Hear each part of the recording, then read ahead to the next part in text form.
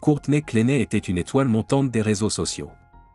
Avec plus de 2 millions de followers sur Instagram, des revenus dépassant les 3 millions de dollars grâce à OnlyFans, et plusieurs autres sources lucratives, elle semblait avoir construit un empire solide. Mais le 3 avril 2022, sa vie bascule. Un acte irréversible, volontaire ou non, entraîne la mort de son compagnon et marque la chute de son ascension fulgurante. Derrière les paillettes et les apparences, Courtney menait une existence bien plus complexe. Son comportement troublant et certaines décisions controversées attirent soudain l'attention du public, poussant de nombreuses personnes à s'interroger, est-elle responsable de la mort de Christian ? Que révèle l'enquête à son sujet ? Dans ce récit captivant, nous revenons sur l'histoire de Courtney Clenay, une femme qui semblait tout avoir, la célébrité, l'amour, la sécurité financière. Pourtant, ce drame nous rappelle que derrière les apparences, personne n'est à l'abri de choix fatals et de conséquences irréversibles. Bienvenue dans Ombre des faits, là où derrière chaque crime, se cache une vérité non dite. Si tu es passionné de crimes et de faits étranges, je t'invite à t'abonner. Commençons.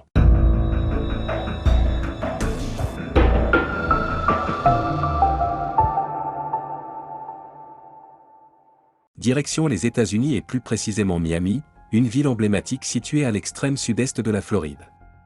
C'est ici, au cœur de cette ville dynamique, que se croisent les destins de Courtney Clenay et Christian Obinsoli. Courtney est née le 21 avril 1996, de Deborah et Kim Clenay, au Texas, où elle grandit aux côtés de sa sœur Morgan. Leur père, diplômé en finance et travaillant comme conseiller financier, offre à sa famille une situation aisée. Les deux sœurs sont choyées et bénéficient d'une éducation où le sport occupe une place centrale. Dès son plus jeune âge, Courtney s'investit dans le football, la gymnastique, le volleyball, la plongée et l'équitation. Passionnée par l'art dramatique et la danse, elle commence à suivre des cours dès l'âge de 13 ans. Arrivée au lycée, Courtney développe un véritable engouement pour la remise en forme et l'exercice physique.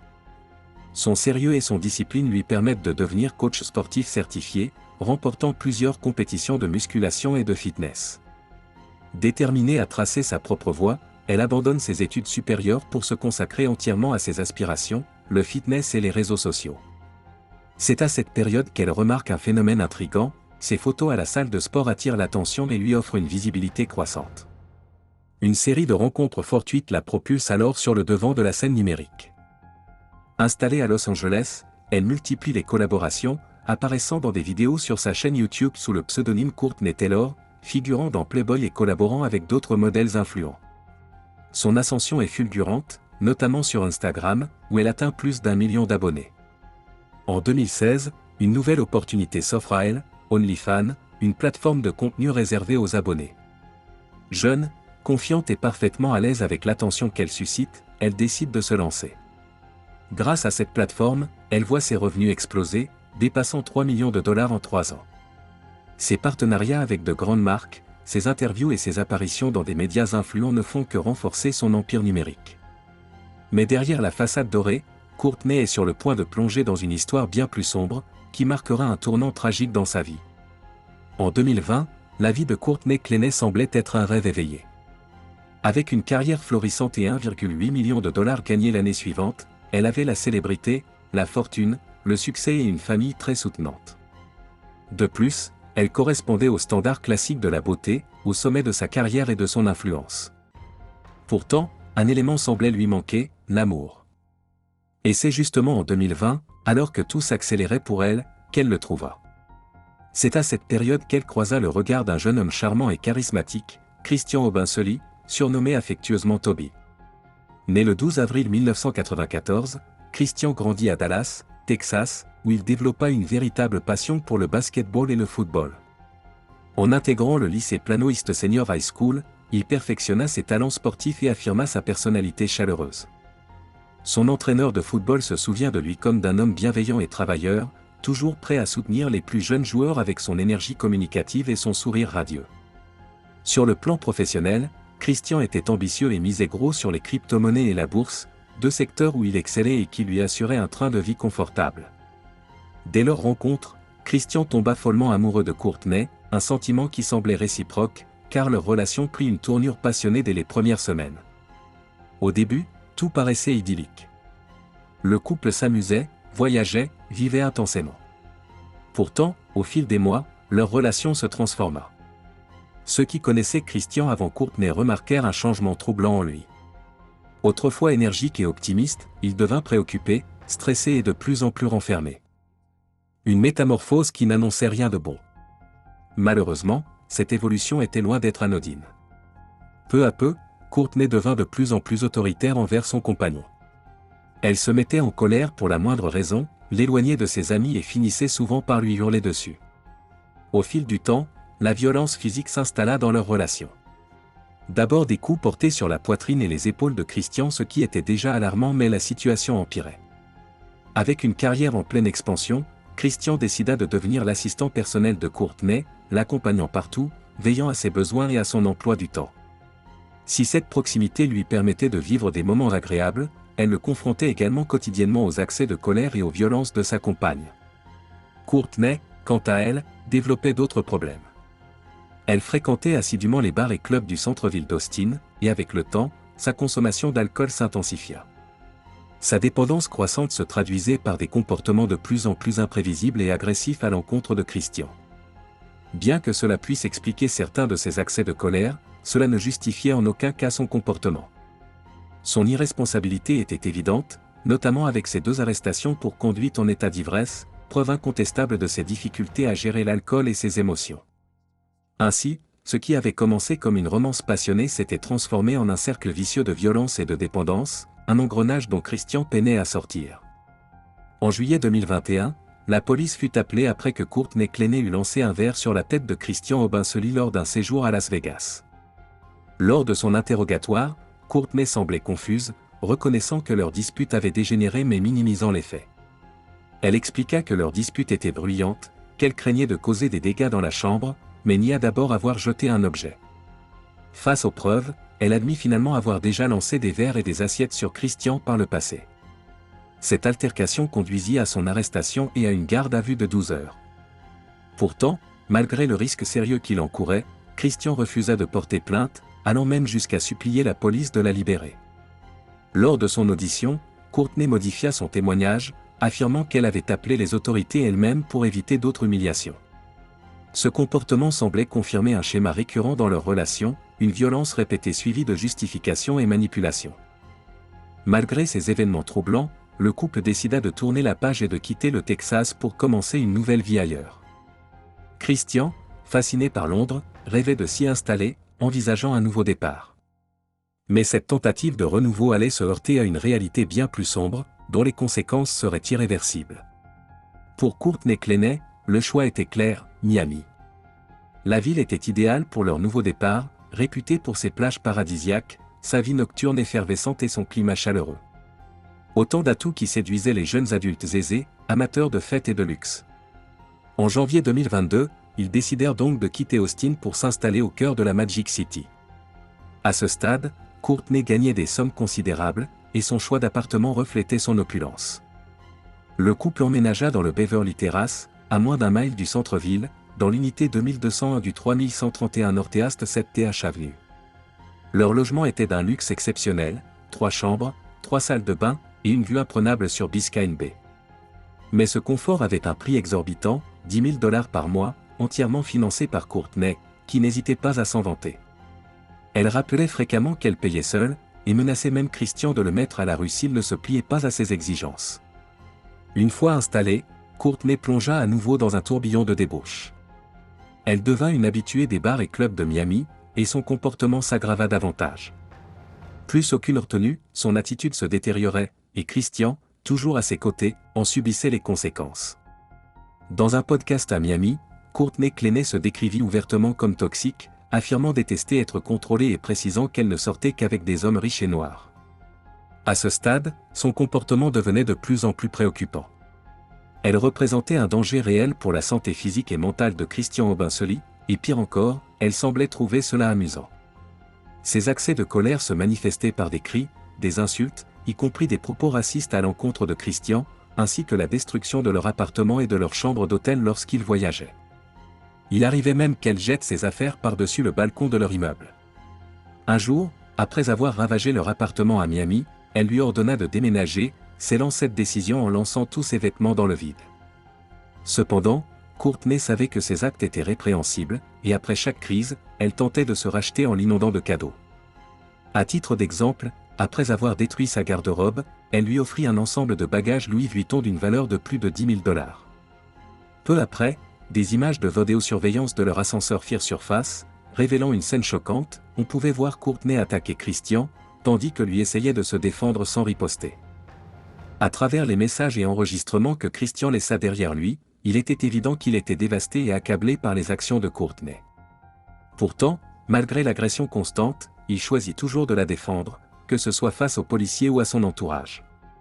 On ignore s'il craignait d'être lui aussi arrêté ou si son attachement émotionnel était simplement trop fort pour lui permettre de se libérer. Mais au fil des mois, puis des années, Christian documenta leur relation à travers lettres et messages, où transparaissait une douleur intense mêlée à un amour obsessionnel. Dans une lettre écrite à Courtney, il exprima ses sentiments avec une sincérité déchirante. En novembre 2021, un nouvel accès de violence de Courtney Clenay prit une tournure extrême, elle poignarda Christian Aubin-Sely à la jambe. Si elle sembla exprimer des remords le lendemain, cette contrition ne dura que 24 heures, comme en témoigne un message récupéré plus tard. Au fil des 2 dernières années, leur relation avait connu de nombreuses ruptures et réconciliations, mais en mars 2022, ils atteignirent un point de non-retour. Malgré leur emménagement récent, la police intervint à 2 reprises dans leur appartement, avec 12 autres appels effectués les mois précédents. Courtney devenait de plus en plus menaçante, et à chaque dispute, elle exigeait le départ de Christian, bien que légalement, elle ne puisse l'expulser immédiatement.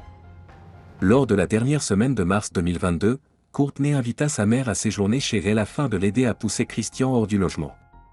Elle finit par rompre officiellement avec lui, le reléguant sur un petit canapé situé dans le hall d'entrée de leur luxueux appartement. Sur le plan de l'appartement, cette zone est décrite comme la salle d'ascenseur, un espace exigu entre l'ascenseur privé et le reste du domicile. Le 1er avril 2022, sa mère quitta les lieux, laissant Courtney et Christian seuls pour régler leurs différends. Mais à peine un jour plus tard, la police fut de nouveau appelée. Le soir du 2 avril, le concierge de l'immeuble, témoin d'une violente altercation, alerta les autorités. Fait troublant, Courtney supplia d'abord qu'il ne contacte pas la police, ce qui fut enregistré sur une caméra corporelle. Toutefois, dès l'arrivée des agents, elle changea brusquement d'attitude, prétendant vouloir leur présence. Lors de l'interrogatoire, Courtney semblait nerveuse, interrompant les officiers, affichant des signes d'instabilité émotionnelle, et contredisant les témoignages du concierge. Sa relation toxique avec Christian était désormais visible de tous, du personnel de l'immeuble aux voisins, et il était évident que leur histoire devait s'arrêter. Si nous ne connaissons pas l'avis exact de Christian sur cette dernière altercation, Courtney révéla dès le lendemain qu'ils s'étaient réconciliés, quelques heures après l'intervention des forces de l'ordre. Mais leur relation chaotique n'aurait plus l'occasion d'évoluer. Le jour suivant, la police intervint une fois de plus dans leur appartement, cette fois-ci pour un acte irréversible dont les conséquences seraient fatales. Le 3 avril 2022, alors que le temps était orageux, un appel de détresse parvint au service d'urgence à 16h57. Les policiers et les ambulanciers se rendirent immédiatement au 3131 Northeast 7th Avenue, où ils furent confrontés à une scène terrifiante. Christian Aubin-Sely était gravement blessé, ayant reçu un coup de couteau en plein torse. Il saignait abondamment, et dans son appel au 911, sa voix tremblante témoigne de son agonie. Il dit à Courtney qu'il ne sent plus son bras et qu'il va mourir. Lorsqu'ils arrivent sur place, les agents découvrent Christian dans les bras de Courtney, tandis que plusieurs flaques de sang coagulé jonchent le sol, indiquant qu'il avait perdu du sang depuis un long moment avant l'arrivée des secours. Des traces de sang sont retrouvées sur l'îlot de la cuisine, dans la chambre principale, la salle de bain et le salon. Suite à cela, Courtney est ordonné de s'asseoir à l'extérieur de son appartement, où les témoins la voient couverte de sang en train d'embrasser ses chiens, une attitude qui semble totalement décalée face à la situation. De son côté, Christian est transporté d'urgence à l'hôpital, mais sa perte de sang massive laisse peu de temps aux médecins pour tenter de le sauver. Comme Courtney avait déjà reconnu l'avoir poignardé, elle fut immédiatement conduite au poste de police pour y être interrogée. Fait surprenant, elle accepta de répondre aux questions sans la présence d'un avocat. L'interrogatoire dura plus de 4 heures, au cours desquelles Courtney divagua, modifia ses déclarations et sembla désorientée. Elle décrivit les événements comme étant « très flous », affirmant que la matinée avait commencé paisiblement après leur précédente dispute. Selon elle, Christian aurait quitté l'appartement à 13h15 pour se promener et se calmer, tandis qu'elle passait l'après-midi à discuter avec sa mère, faire la lessive et regarder des vidéos YouTube. À 16h01, elle lança un live Instagram, qu'elle clôtura à 16h33, soit quelques minutes avant le retour de Christian, sandwich Subway à la main. C'est alors que la tension explosa à nouveau. Courtney découvrit que Christian avait cessé de partager sa localisation en temps réel, ce qui l'a mis hors d'elle. Elle exigea qu'il la lui renvoie, mais lorsque Christian lui demanda de faire de même, elle refusa. La suite des événements repose uniquement sur la version de Courtney, elle affirme que Christian l'aurait saisie par le cou et projeté au sol, avant de s'énerver davantage. Prise de panique, elle attrapa un couteau de cuisine et lui hurla de ne pas s'approcher. Mais selon elle, Christian aurait continué à avancer, ce qui l'aurait poussé à lui lancer le couteau depuis une distance d'environ 3 mètres. Ses actions suivantes sont tout aussi troublantes. Au lieu d'appeler immédiatement les secours, elle téléphona à sa mère, restant en ligne pendant 13 longues minutes avant de finalement contacter le 911, un temps précieux perdu, alors que Christian était en train de se vider de son sang. Lors de son interrogatoire, Courtney déclara ne pas avoir eu le temps de réfléchir à son histoire, une affirmation hautement suspecte, car si elle disait la vérité, elle n'aurait pas eu besoin de l'élaborer. Mais désormais, plus rien ne pourrait changer l'irréversible. Suite à cet événement, Courtney fut internée volontairement dans un établissement psychiatrique sous le Baker Act, une loi de Floride permettant une prise en charge rapide en cas de troubles mentaux. Mais, de manière troublante, elle fut libérée seulement 2 jours plus tard, les enquêteurs concluant rapidement que son acte relevait d'une dispute conjugale et qu'elle avait agi en légitime défense. Cette décision, prise en moins de 24 heures, révolta la famille de Christian, qui contesta vigoureusement cette version des faits.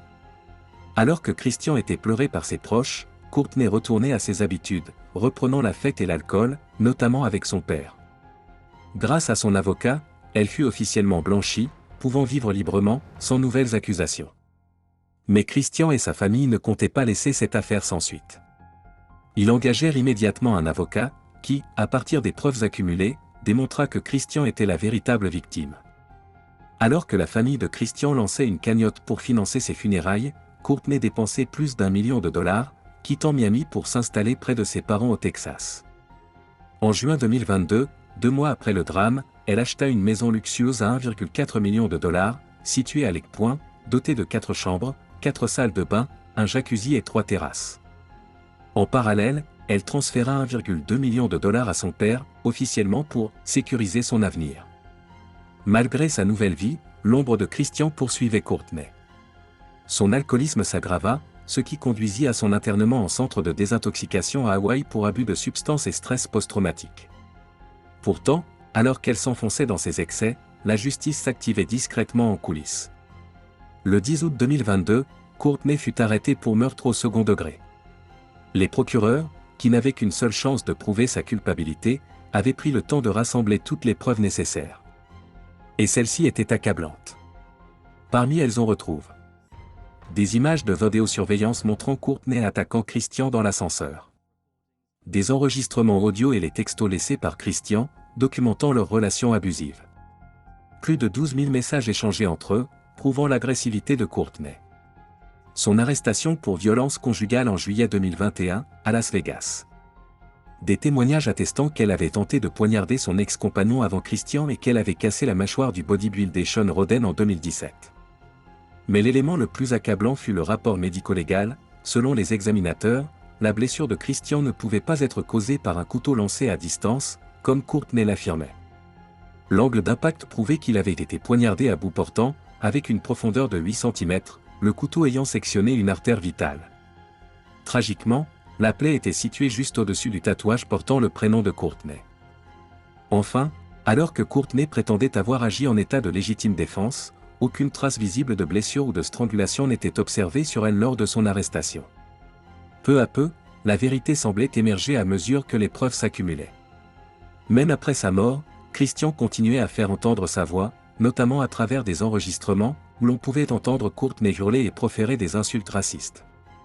Dans un autre extrait, alors qu'il disputait dans le hall d'un hôtel, Christian mentionna qu'elle l'avait frappé, ce qui la poussa immédiatement à baisser le ton, comme si elle tentait de cacher l'échange aux oreilles des passants. Un procès s'annonçait, et cette fois, la justice ne semblait plus prête à ignorer les faits. L'affaire Courtney Clenay reste l'un des drames les plus médiatisés de ces dernières années. Ce qui semblait être une relation idyllique s'est révélé être un enfer de manipulation et de violence, jusqu'au tragique décès de Christian Aubin-Sely. Son procès a permis de mettre en lumière les aspects les plus sombres de leur relation et de reconstituer les faits grâce aux nombreuses preuves et témoignages. La justice a finalement tranché, mais quoi qu'il en soit, ce drame rappelle l'importance de reconnaître les signes avant-coureurs des relations abusives et de chercher de l'aide avant qu'il ne soit trop tard.